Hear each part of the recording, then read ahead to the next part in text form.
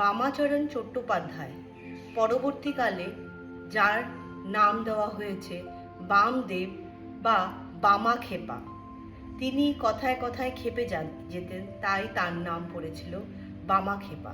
তিনি কে ছিলেন আর তার অলৌকিক ঘটনাগুলা আজকে আমি এই ভিডিওতে তুলে ধরব। বাল্যকালেই তিনি পড়াশোনায় তার তেমন মন ছিল না, আর তার জন্য সে খালি মানুষের ঘরে রাত্রিবেলা গিয়ে মানুষের যে ভগবানের ইমেজ থাকতো বা ফটো বা যাই থাকতো মূর্তি, তা নিয়ে গিয়ে নদীর তীরে গিয়ে তিনি পূজা করতেন। মা মা করে কোনো সময় কান্নাকাটি করতেন, আবার কোনো সময় হাসতেন। এইভাবে চলতে থাকলো অনেক বছর। তার বাবা মারা যাওয়ার পর তাকে দেওয়া হলো মামার বাড়িতে। সেখানেও সে ভালোভাবে থাকতে পারলো না, কেউ তার সাথে এরকম ভালো ব্যবহার করতো না। তারপর আস্তে আস্তে তার জায়গা হলো তারাপীঠ মন্দিরে। তারাপীঠ মন্দিরে ছোটবেলা থেকেই সে মায়ের যেরকম ভক্তিতে লীন থাকতো, জপ মন্ত্র করত।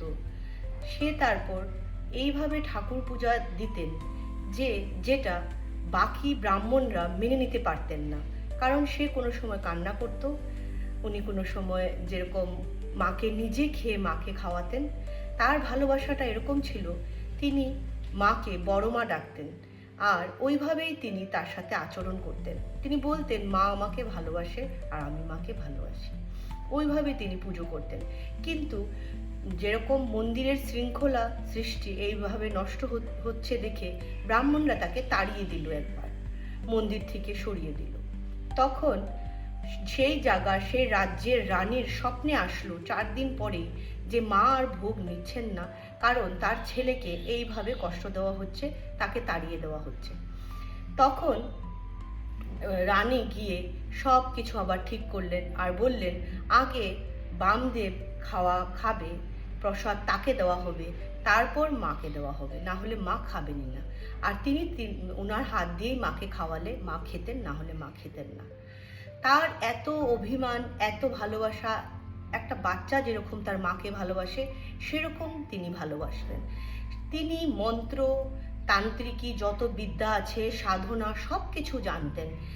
তা উনার গুরু ছিলেন কৈলাসপতি। তো উনার থেকে উনি যথেষ্ট গুণ, যথেষ্ট জ্ঞান অর্জন করেছেন। তন্ত্রের এরকম কোনো জিনিস নেই যেটা তিনি জানতেন না।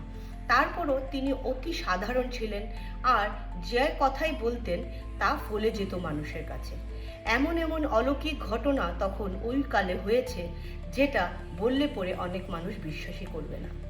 এরকমও হয়েছে তার মার নিধন হওয়ার পরে তিনি শ্রাদ্ধের কাজে মানুষকে নিমন্ত্রণ করে খাওয়াতে যখন ডেকেছেন, তখন অনেক বৃষ্টি তুফান হয়ে গেল, আর সেখানে বসাই হবে না এরকম ছিল পরিস্থিতি।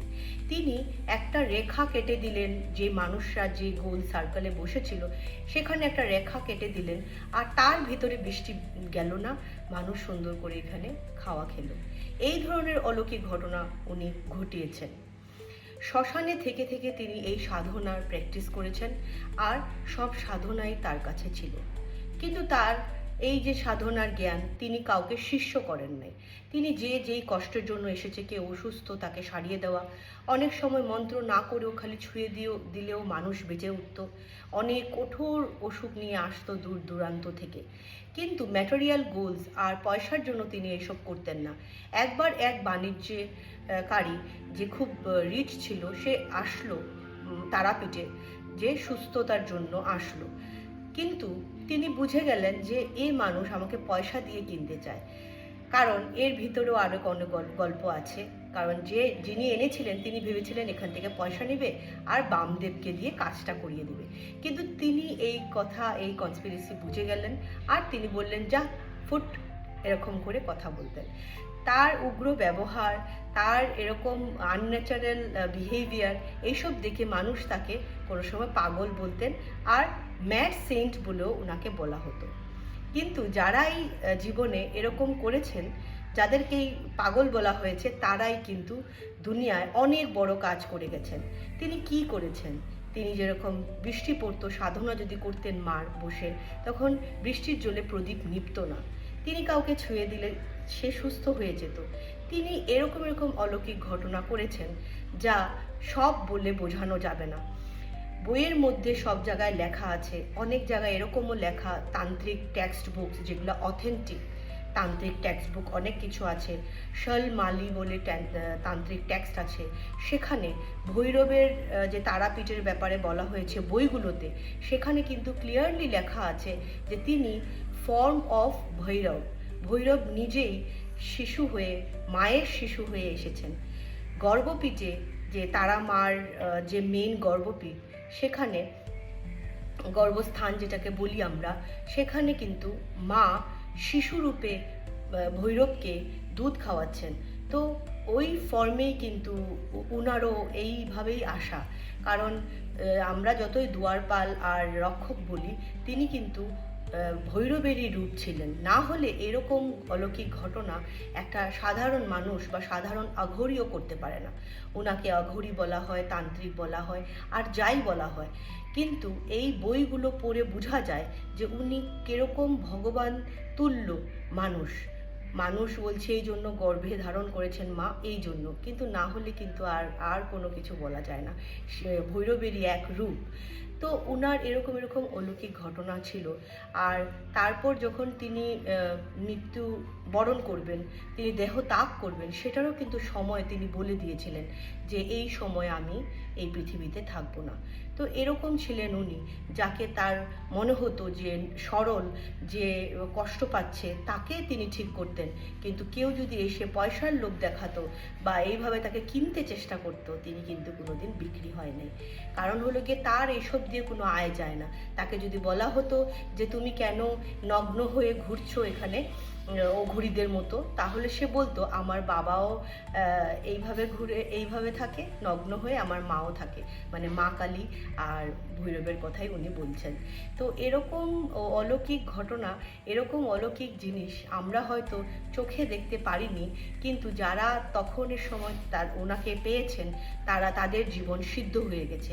তো মা কালীকে উনি পেয়েছেন শুধু তার সরলতা, তার চাইল্ড লাইক অ্যাটিটিউড, বা তিনি যে ভালোবাসার যে কোনো বন্ধন হয় না, তিনি মাকে ফুলও ছিঁড়ে কোনো দিন যেরকম ঢেলে দিয়ে হঠাৎ করে একদম ছিটা দিয়ে দিতেন, বা কোনো সময় রাগ হলে মাটি ছিটিয়ে দিয়ে দিতেন। মা আর ছেলের যে এই বন্ধনটা, তিনি কিন্তু মাকে এইভাবেই নিয়েছেন। তিনি কিন্তু ভাবেন নাই যে তার কত খারাপও হতে পারে, কারণ মা এইসবে রাগ করে না, মার কাছে আবদার থাকে।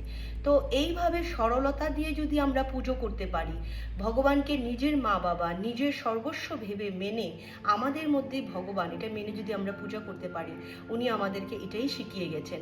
যখন মা কালীকে সবাই ডরাতো, মা কালীর পূজা ঘরে ঘরে তখন হতো না। ওই সময় এমন এমন জিনিস উনি করে গেছেন যে মা কালীর পুজো যাতে সবাই করতে পারে। আজকের দিনে ওয়েস্ট বেঙ্গল, যেখানে যেখানে মা কালীর পুজো বেশি হয়, সেই সব জায়গায়, যেরকম আগরতলা, ত্রিপুরা, এখানে বাস থেকে আরম্ভ করে দোকান থেকে আরম্ভ করে ঘরের সাংসারিক জীবনেও মানুষ মা কালীর পুজো করে, আর ছেলেমেয়ের জন্য তারা আশা রাখে যে তারা যেন ভালো থাকে। কিন্তু আগে কিন্তু মা কালীকে সবাই ডরাতেন। উনি কিন্তু এই যে রিভলিউশন এনেছেন যে সবাই মাকে পুজো করতে পারবে, খালি সরলতা থাকতে লাগবে, এটাই উনি কিন্তু বলে গেছেন। কারণ উনি এত তান্ত্রিকী বিদ্যা উনার ছিল, বা এত সাধনার উনার জপ মন্ত্রের এতই ক্যাপাসিটি ছিল, তাও কিন্তু উনি কিন্তু সবসময় মার কাছে সরল। বলতেন আমি কিছু করি নাই, মা করেছেন যা করার, এই জন্য শিষ্যত্বও কাউকে দেন নাই। এইভাবে মানুষ যদি সরল হয়ে ভগবানকে নিজের করে নিতে পারে, তাহলে তার মধ্যে অলৌকিক শক্তি, তার মধ্যে সুপার ন্যাচারাল পাওয়ার নিশ্চয়ই আসবে।